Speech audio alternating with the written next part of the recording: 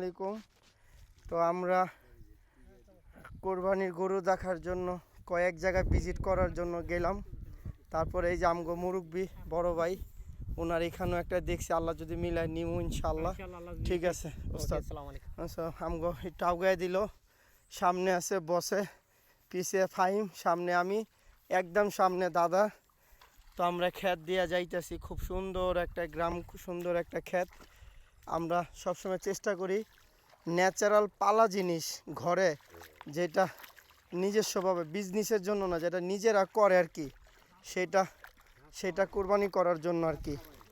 হ্যাঁ, এই যে দেখেন এরম প্যাক কাদা পাড়ায়া যদি আপনি গ্রাম দেশে ডুইকা নিতে পারেন, তাহলে আপনি ভালো জিনিসটা পাবেন।